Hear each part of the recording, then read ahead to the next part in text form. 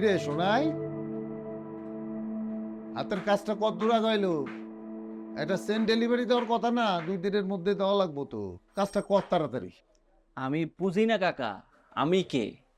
আমি মাহবুবুর রহমান সোনাই, এই বাজারে সবচেয়ে বিখ্যাত সোনার কারিগর। আমার কাছ থেকে চেইন পাইতে একটু তো সময় লাগবেই।